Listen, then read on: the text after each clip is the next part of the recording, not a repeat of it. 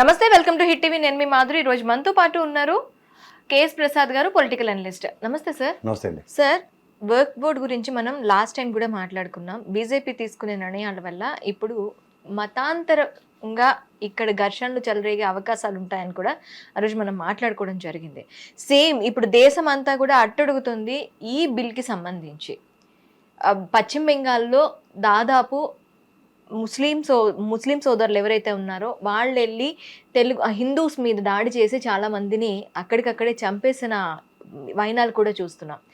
ముఖ్యమంత్రి స్థాయిలో ఉండి మమతా బెనర్జీ ఆ వ్యాఖ్యలు చేయడం కరెక్టే అంటారా? నేను ఈ వర్క్ బోర్డ్ని నా రాష్ట్రంలో నేను అమలు చేయను అని అనటం ఎంతవరకు కరెక్ట్? ఒక లోక్సభ 2 దఫాలుగా దాన్ని బిల్లు పాస్ అయిన తర్వాత, లోక్సభ రాజ్యసభలో బిల్ పాస్ అయిన తర్వాత ఖచ్చితంగా దాన్ని దేశమంతా పాటించాలి అంటారు. ఇలాంటి పాటించాలి అనేటప్పుడు ఒక రాష్ట్రం మాత్రమే మేము దీన్ని పాటించమనటానికి రైట్ ఉంటుందంటారు. ఇది ఫెడరల్ సిస్టమ్ అమ్మా. ఫెడరల్ సిస్టంలో స్టేట్స్కి కొన్ని ఇండిపెండెన్సీస్ ఉంటాయి, ఉండవు అనేవి రెండు ఉంటాయి. ఒక రాజ్యసభలోనూ పార్లమెంట్లోనూ ఆమోదించబడిన బిల్లుని మిగిలిన స్టేట్లో ఇంప్లిమెంట్ చేయము అన్నది జరగని పని. దీనికి ఏంటంటే ఇప్పుడు ఉదాహరణకి వైఎస్ఆర్సీపీ గౌరవ న్యాయస్థానానికి అప్రోచ్ అయింది, సుప్రీంకోర్టుకి. అట్లా ప్రతి స్టేటు కనుక బిల్ సుప్రీంకోర్టులోకి అమెండ్ అయితే ఫస్ట్ థింగ్ ప్రాక్టికల్గా అయితే నాకు తెలిసిన అతి తక్కువ నాలెడ్జ్లో ఫేజబుల్ కాదు. ఎందుకంటే ప్రతి స్టేట్ రిప్రజెంటేటివ్స్ ఉంటాయి, మేజర్ కోరం తీసుకునే ఆ బిల్లు పాస్ అయింది. అపోజిషన్ స్ట్రాంగ్గా ఇప్పుడు ఉదాహరణకు మమతా బెనర్జీ గారి పార్టీ వ్యతిరేకించవచ్చు, అలాగే వైఎస్ఆర్సీపీ వాళ్ళు వ్యతిరేకించవచ్చు, మిగిలిన కాంగ్రెస్ పార్టీ వ్యతిరేకించవచ్చు. ఇట్స్ నాట్ దట్ కదా. End of the day constitution పరంగా రాజ్యసభకి పార్లమెంట్కి బిల్లులు చేసే హక్కు ఉంది. దాన్ని కాంట్రడిక్ట్ చేయడానికి ఎప్పుడైతే సుప్రీంకోర్టు ఇన్వాల్వ్ అవుదామన్నా సరే కొన్ని జ్యూరిడిక్షన్స్లో నాకు తెలిసి వాళ్ళు కొన్ని లిమిటేషన్స్ ఉంటాయి. చట్టం చేయబడక మునుపు కనుక దాని మీద స్టే ఆర్డర్ తెచ్చుకుని పూర్వపరాల మీద ఒక రివ్యూ కమిటీ వేస్తే ఒక అర్థం ఉంది. ఇవేవి ముందు కాకుండా తర్వాత జరిగే పరిణామాల కింద వీటిని చూడాలి. తర్వాత జరిగే పరిణామాలు గౌరవ సుప్రీంకోర్టు ఎలా పరిగణలోకి తీసుకుంటో చూడాలి. అంతేకాని సుప్రీంకోర్టు ప్రకారం కాకుండా గౌరవ పార్లమెంట్ పాస్ చేసిన బిల్ని మమతా బెనర్జీ గారు నేను నా స్టేట్లో ఇంప్లిమెంట్ చేయను అంటే అది వాస్తవానికి దగ్గరగా లేదు. ఓకే, అయితే ఇక్కడ ఇంకొక నానుడు కూడా ఒకటి మత ఘర్షణల నేపథ్యంలో ఆవిడ ప్రజెంట్ సంయమనాన్ని పాటించడానికి మన స్టేట్లో మనం ఇంప్లిమెంట్ చేయట్లేదు, ముందు సంయమనం పాటించండి అన్న పిలుపుతో అండ్ ఇది తను మత ఘర్షణలు స్టార్ట్ అయ్యాయి, మతాల పరంగా కొట్టుకుంటున్నారు అంటే మమతా బెనర్జీ ఇచ్చిన స్టేట్మెంట్ ఆధారంగానే వీళ్ళంతా ఈ విధంగా రోడ్లపైకి వచ్చి ఇప్పుడు ఈ రోజు మారణకాండకి తలపడ్డారు అనేది మీడియా కథనాలు. మీడియా కూడా ఏముందమ్మా, పనికిమాల చెత్త అంతా కథలు కింద చెప్పడం వాళ్ళకి అలవాటే. కానీ వాస్తవం ఏంటంటే ఇప్పుడు ముస్లిం కమ్యూనిటీ వక్ఫ్ బోర్డు బిల్లును వ్యతిరేకిస్తుంది. రాష్ట్ర వ్యాప్తంగా ప్రతి రాష్ట్రంలోనూ వాళ్ళు నిరసనలు తెలియజేస్తున్నారు. పవిత్ర రంజాన్ మాసం ముగింపు రంజాన్ వేడుకల్లో కూడా నల్ల బ్యాడ్జీలు ధరించి వాళ్ళు నమాజులు చదివి నిరసన తెలియజేశారు. ఇది మనం చాలాసార్లు చర్చించుకున్నాం. ఈవెన్ ఇక్కడ తెలంగాణలో కూడా ర్యాలీలు తీస్తున్నారు, ఆంధ్రప్రదేశ్లో కూడా ఆ విధంగానే ఉంది. మొత్తం ఏ స్టేట్ అయినా మీరు ఓవరాల్గా భారతదేశం అంతా తీసుకున్నా కూడా ఒక నిరసన గలం వినబడుతుంది. ఈ సెక్యులర్ దేశంలో ఈ విధంగా ఏ ప్రాతిపదిక మీద వాళ్ళు ఇలాంటి విప్లవాత్మకమైన నిర్ణయాలు తీసుకున్న దానికి హేతుబద్ధంగా పార్లమెంట్ బోత్ హౌసెస్ దాన్ని పాస్ చేయడం యాక్సెప్టెడ్. బట్ అన్ఫార్చునేట్లీ ప్రజాస్వామ్యంలో ప్రజల వ్యతిరేకతని ప్రభుత్వాలు ఎలా తీసుకుంటాయనేది ప్రశ్న. చట్టాలు చేయడానికే శాసనసభ రాజ్యసభలు ఉన్నాయి, నేను కాదంటలే. కానీ చట్టాలు ప్రభుత్వ వ్యతిరేకంగా కాకుండా ప్రజలకు వ్యతిరేకంగా ఉన్నప్పుడు ప్రజల యొక్క బడబాగ్ని కూడా అర్థం చేసుకోవాలి కదా. ఇప్పుడు వక్ఫ్ బోర్డు బిల్లు పాస్ చేయక మునుపు గౌరవ ముస్లిం ఫర్టర్నిటీస్ అన్నింటినీ కూర్చోపెట్టి ఇది ఒక లెబోరియస్ exercise which was done from years together. And సుప్రీంకోర్టులో ఎవరు కూడా దానికి స్టే ఆర్డర్కి వెళ్ళలేదు. ఈ బిల్లు పాస్ అవ్వకుండా స్టే ఇవ్వమనో లేదని చెప్పుంటే అట్లీస్ట్ ఇదంతా అయిపోయిన తర్వాత అయిపోయిన పెళ్లికి బాధ్యాలు కొడదాం అంటే నేనైతే ఖచ్చితంగా బిల్లును వెనక్కి తీసుకోవడానికి బోత్ హౌస్కి ఆ డిస్క్రిప్షన్ సుప్రీంకోర్టు పరంగా వస్తుందా అన్నదైతే నేను ఊహించుకోలేను. బట్ కాన్స్టిట్యూషన్ వైలేషన్ జరిగిందా, కాన్స్టిట్యూషన్కి విరుద్ధంగా జరిగిందా అన్నది గౌరవ సుప్రీంకోర్టు పరిగణలో ఎలా తీసుకుంటుందో చూడాలి. ఇప్పుడు కాన్స్టిట్యూషన్లో ఇలాంటి బిల్స్ పాస్ చేసే ముందు దీనికి సంబంధించి ఏమైనా ఇవి ఉన్నాయి అంటే సవర్ణలకు ఓకే, కంప్లీట్గా మత విధ్వంసాలని రెచ్చగొట్టే విధంగా ఏదైనా బిల్ పాస్ అవుతుంది అంటే కాన్స్టిట్యూషన్ దాన్ని సమర్థిస్తుందా? ఇప్పుడు కాన్స్టిట్యూషన్ మన 1975 అమెండ్మెంట్ ఏంటి? లౌకిక దేశం, మత స్వేచ్ఛ, ముఖ్యంగా ముస్లిమ్స్ కమ్యూనిటీకి సంబంధించిన వక్ఫ్ బోర్డు కానీ లా బోర్డులు కానీ వేరే డిఫరెంట్గా ఉన్నాయి. దాన్ని ఓవర్కమ్ చేసి వాళ్ళు ఓవర్ రూల్ చేసి పార్లమెంట్ బోత్ హౌసెస్లో బిల్ పాస్ అయింది అన్నది ఎంతవరకు జస్టిఫికేషన్ అన్నది సుప్రీంకోర్టు నిర్ణయంతోనే ఆధారపడి ఉంటుంది. ఇప్పుడు నేను ఫస్ట్ థింగ్ రెండు చెప్తున్నాను నేను. ఒకటి ఏంటంటే చట్టం చేసిన బోత్ హౌసెస్ని కాంట్రడిక్ట్ చేయలేదు సుప్రీంకోర్టు. బట్ కాన్స్టిట్యూషన్ వైలేషన్ కనుక జరిగితే ఖచ్చితంగా they will pitch it on to the situation. అది జరిగినప్పుడు దీని మీద ఎలాంటి రిప్రికేషన్స్ ఉంటాయో వేచి చూడాలి.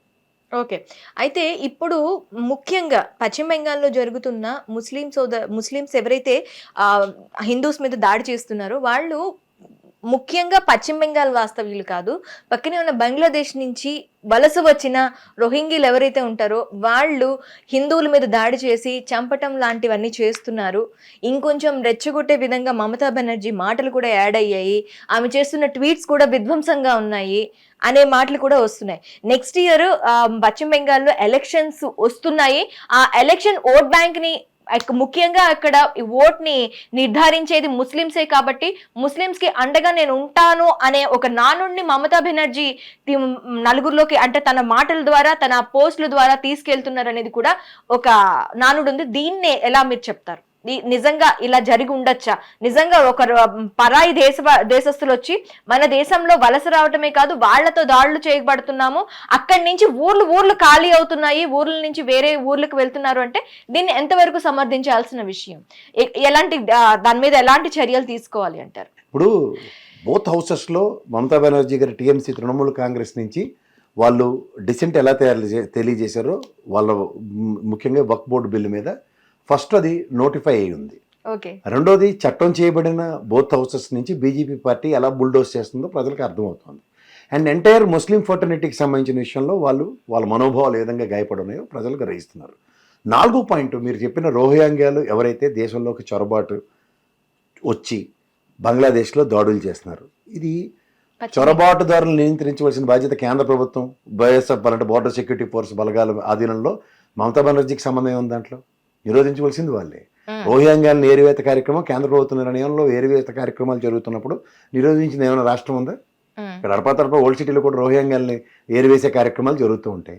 వాళ్ళకి అన్ఐడెంటిఫైడ్ టెర్రరిస్ట్ యాక్టివిటీస్లో ఎక్కడైనా ఉన్నప్పుడు ఫస్ట్ నోటిఫై చేసేది నేషనల్ సెక్యూరిటీ అథారిటీస్. సో వీటిలన్నింటినీ కేంద్ర ప్రభుత్వం ఆధీనంలో పెట్టుకుని మంచి జరిగితే వాళ్ళు క్రెడిట్ వేసుకొని నష్టం జరిగితే అంత మమతా బెనర్జీ వెస్ట్ బెంగాల్ మీద వేద్దామంటే ఎంతవరకు? మత సామరస్యాన్ని హార్మోనీని మెయింటైన్ చేయవలసిన బాధ్యత కేంద్ర ప్రభుత్వం మీద ఉంటుంది. విచక్షణ రాహిత్యంగా కొన్ని బిల్లులు ప్రవేశపెట్టినప్పుడు వచ్చే కాన్సిక్వెన్సెస్ని ముందే అలర్ట్ అయ్యి, ఇప్పుడు మణిపూర్ అలాంటి దగ్గర జరుగుతున్న ఘర్షణలకి కేంద్ర బలగాలను డిప్లాయ్ చేసి ఎలా అయితే నిరోధించారో ఇలాంటి సెన్సిటివ్ పాకెట్స్ దగ్గర కేంద్ర బలగాలను డిప్లాయ్ చేసిన ఉదంతో చెప్పండి. అదైతే జరగకుండా రోహింగ్యాలు ముస్లింలు ఏమో హిందువులను చంపేశారు, హిందువులు ముస్లింలు చంపేశారు, ఎందుకు మాకు ఈ కాకన్బుల్ స్టోరీస్? ఈ రోజు దాకా భారతదేశంలో హిందూ ముస్లింలు సోదరభావంతో సెక్యులర్ దేశానికి రాజ్యాంగానికి కట్టుబడి నడుచుకుంటుంది దగ్గర అవుట్ ఆఫ్ ద బాక్స్ ఈ బీజేపీ వాళ్ళు వచ్చినప్పుడు ఈ తలకాయనొప్పి కార్యక్రమాలు ఎందుకు వస్తున్నాయి? ఇది ప్రజలు గ్రహించకుండా ఉంటున్నారు అన్నది అపోహ. ప్రజలు నిరంతరం గమనిస్తూనే ఉన్నారు. రాజ్యాంగబద్ధంగా రాజ్యాంగ హితంగా చేసుకునే కార్యక్రమంలో ఈ ఆర్ఎస్ఎస్ విశ్వ హిందూ పరిషత్ని బీజేపీ ఓన్ చేసుకుంది కాబట్టి యాజ్ ఇఫ్ వీళ్ళ మానస పుత్రికల్లో అభివర్ణిస్తే చాలా తప్పు అంటాను. ఆర్ఎస్ఎస్ అనే వ్యవస్థ బీజేపీ స్థాపన కన్నా ముందు దేశం కోసం ఉన్నది వ్యవస్థ కింద ఉండేది. ఎప్పుడైతే వాళ్ళు కాంగ్రెస్ పార్టీ లౌకిక దేశం అన్నప్పుడు హిందూ సామరస్యానికి పరిరక్షణ కోసం ఆర్ఎస్ఎస్ విభేదించి బయటకు వచ్చిన ఉదంతం అందరికీ తెలిసిన విషయమే. ఇవాళ బీజేపీ ఓన్ చేసుకున్నంత మాత్రాన వాళ్ళ భావజాలాలు వాళ్ళకే అన్నీ ఉన్నట్టుగా తెలిసి వీళ్ళే హిందూ సమాజ పరిరక్షకులు అనుకుంటే నేనైతే ఆ భూతకల్పనలో లేను. ప్రజలు కూడా అలా ఉండొద్దని విన్నవిస్తాను. ఓకే, హిట్ టీవీ యాప్, ఇందులో short news, live news, entertainment shows, movies, digital magazines తో పాటు మీ జిల్లా వార్తలను కూడా ఫ్రీగా చూడొచ్చు. ఇంకెందుకు ఆలస్యం, వెంటనే హిట్ టీవీ యాప్ ని డౌన్లోడ్ చేసుకుని ఫ్రీగా ఎంటర్టైన్మెంట్ పొందండి. Hit TV app, hit TV app, please download hit TV app. Hit TV app ని ఫ్రీగా డౌన్లోడ్ చేసుకుని ఎంజాయ్ చేయండి. మీకు నచ్చిన ఎంటర్టైన్మెంట్ కోసం హిట్ టీవీ యాప్ ని ఫ్రీగా డౌన్లోడ్ చేసుకుని ఎంజాయ్ చేయండి. హిట్ టీవీ యాప్ ని డౌన్లోడ్ చేసుకుని ఆస్వాదించండి, ఆశీర్వదించండి. ఇంతమంది సెలబ్రిటీలు హిట్ టీవీ యాప్ ని డౌన్లోడ్ చేసుకోండి అని చెప్తున్నారంటే ఎంత మంచి యాప్ ఆలోచించండి. అమెరికా అమెరికా అమెరికా అమెరికాలో చదవాలనుకునే వాళ్ళకి విశ్వసనీయమైన పేరు మన శౌర్య కన్సల్టెన్సీ. UK లో 1 year masters, UK లో 1 year masters, 2 years work permit up to 5 years visa. Contact Saurya Consultancy. Contact 89851 89851.